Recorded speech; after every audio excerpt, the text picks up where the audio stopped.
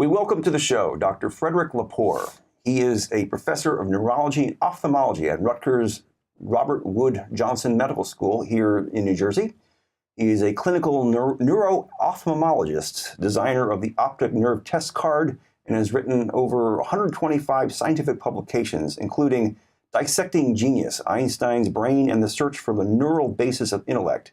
And he is now the author of Finding Einstein's Brain, this book here, published by the Rutgers University Press. Welcome to the show, Fred. Thank you, Kurt. And we are joined for this interview by the journalist Melissa Drift, who wrote an excellent article about this book in the March issue of the Princeton Echo. About 100 yards from here, right that way, there's a statue of Albert Einstein. Yeah. Albert Einstein, in his life, made it very clear he did not want any statues of him made.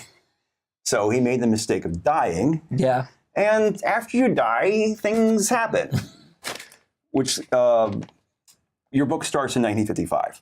Yes.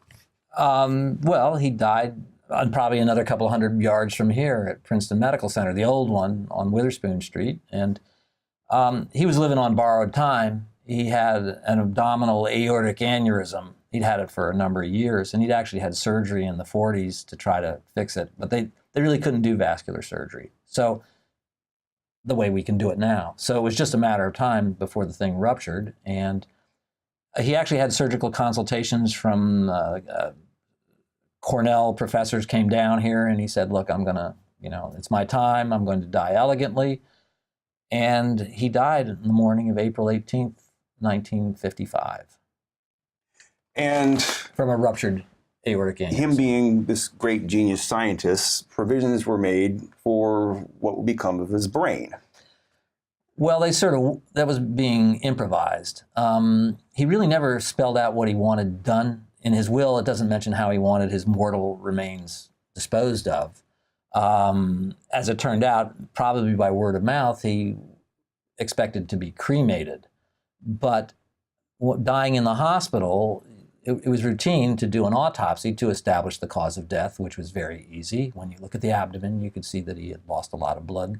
And Thomas Harvey, the pathologist at Princeton Medical Center, for whatever reason, decided to go off script, and he removed the brain of Einstein, thinking that this is an unparalleled opportunity.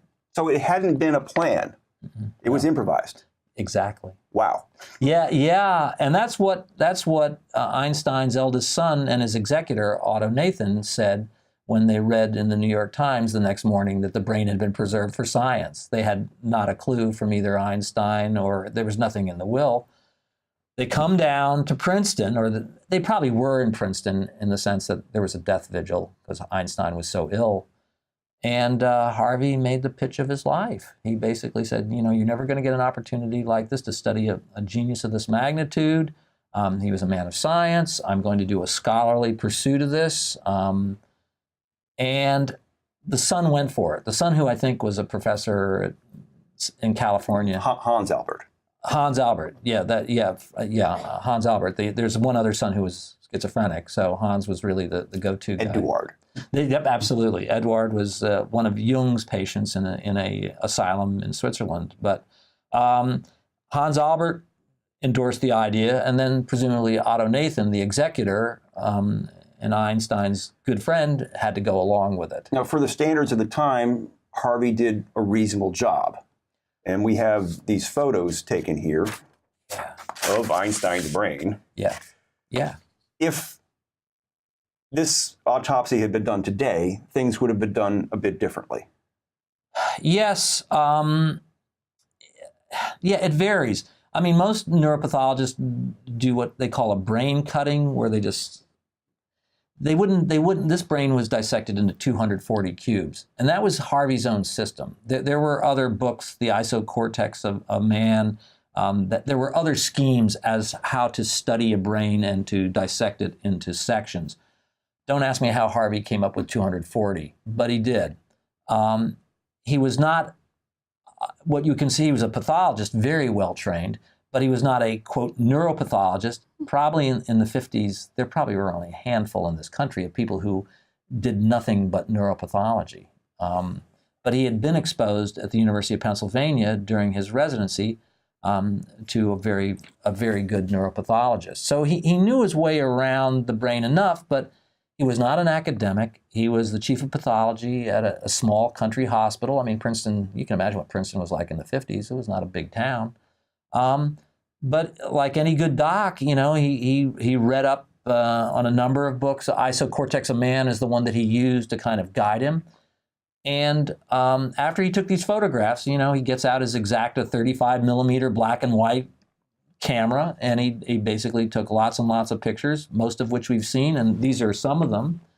But what you're seeing there, those photographs of the whole brain, this is actually half the brain, but the photographs of the whole brain, within a matter of weeks to months, it ceased to exist because it was dissected into 240 cubes. It was embedded in a kind of a nitrocellulose called celluloidin. That was a preservative in those days.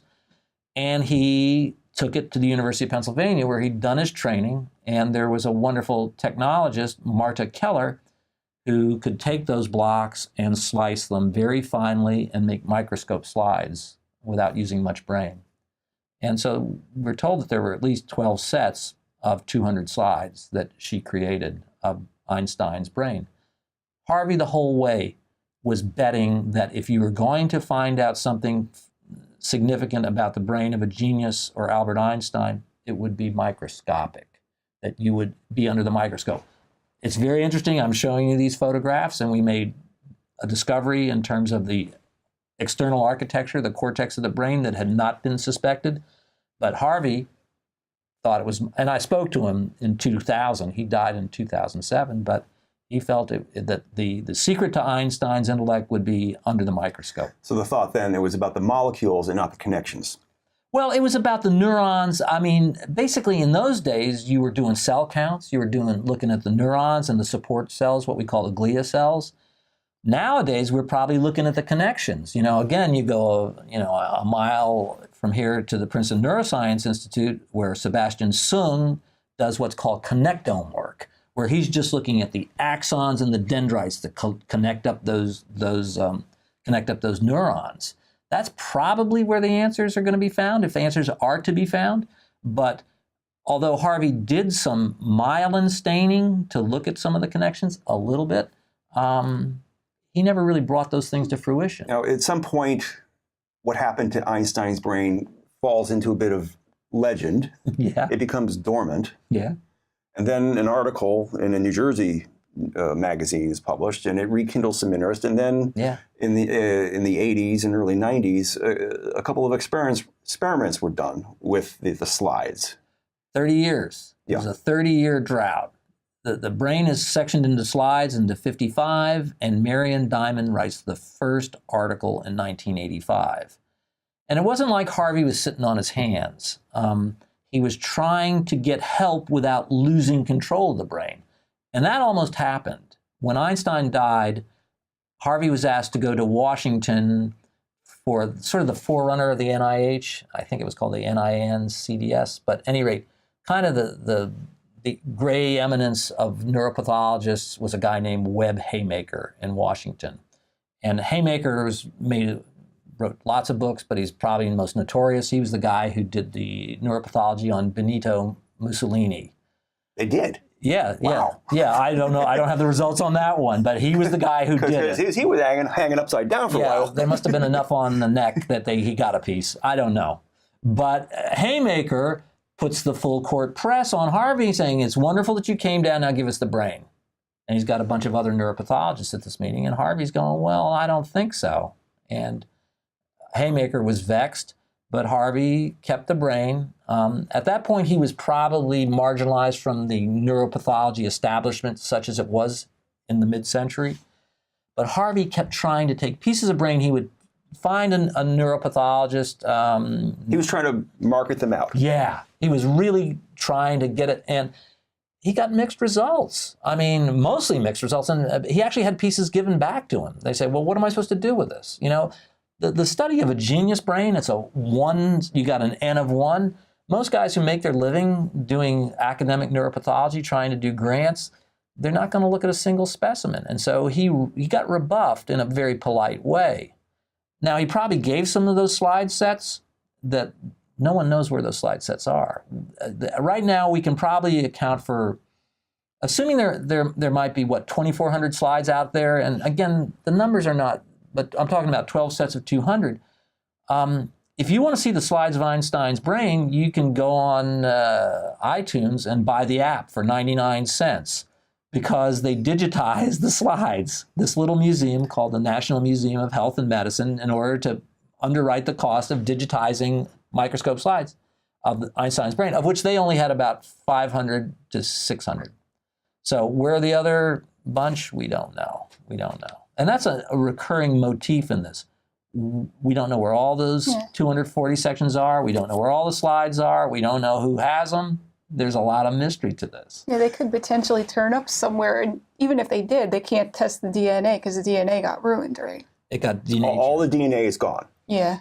Well, it's snippets. It's you got 3 billion base pairs of base pairs in your DNA, and you're an average in a human chromosome. Well, imagine that they're being fragmented into pieces that are 1,000 segments long or 100 segments. You can't reassemble them because it's the sequence that sort of tells you a lot about the genome. So in 55, I mean, they knew about DNA. Watson and Crick had figured that out in 53, but they weren't really, they couldn't do sequence of DNA. They didn't have the technology, so they just basically kept the stuff at room temperature before they plunged it into formalin, and it denatures into fragments. Part of your role in this is not just as a writer of the whole story, but you became part of the story at one point. You started making your own scientific studies of these slides and specimens. Well, slides, no. Saw the stuff. Basically, where I became involved was with Dean Falk. Really consider me a Boswell to Dean Fawkes Johnson. She was the scientist who, the skill set of looking at the cortex of the brain. I mean, I have to know about it. I mean, I can tell you that's the frontal lobe, that's the central sulcus, but to basically say this particular central sulcus is a variant compared to the human norm, there's only not very many people who are an expert in that. And Dean Falk, who is a paleoanthropologist, was in touch with me, and she, around 2007, she was saying, well, I read your article in 2000 called Dissecting Genius, and she says, do you have more photographs? And I said, no, I don't. And the world took a couple of turns, and in 2009, Harvey had died in 2007, and I called up his good friend, Cleora Wheatley, who's, I don't believe she's alive, I could be wrong, but in Titusville, and I said, did Dr. Harvey have any of the specimens of his stuff on Albert Einstein? And she says, yeah, we got several cartons in the basement. So you figure, so you go over to Titusville and you look at the stuff, and the rest is history. But it took us another 2 years to actually see these photographs and to see the slides. And you were able to make determinations. The determinations we made is once we got access, we went to the Harvey's archives went to this museum that you've never heard of, the National Museum of Health and Medicine, Silver Spring, Maryland. It's government run. It's actually on Fort Detrick. But suffice it to say that we after much inveighing with the curator, who eventually became our co-author, Adrienne Noe, and for the Big Brain article in 2012, 2013, she said, okay, come down, 2012. We had 8 hours to photograph the photographs. We couldn't do the slides. I don't think anyone can do the slides without months and months at a time, but we took a lot of photographs, dozens of photographs. We had no idea that these views of the brain existed. Up at that point, there were 5 pictures of the brain that had been published in 1999, and you couldn't make the kind of determinations we did with those little 5 postage stamp sized photographs that had been part of an article written in the Lancet in 99. So we find these photographs, take a lot of shots. Dean Falk, the anatomist, basically spends 2 or 3 months looking at every one of those labels, relabeling it, and comparing it to the standard atlases of human neuroanatomy, which are Connolly's Atlas and Ono's Atlas.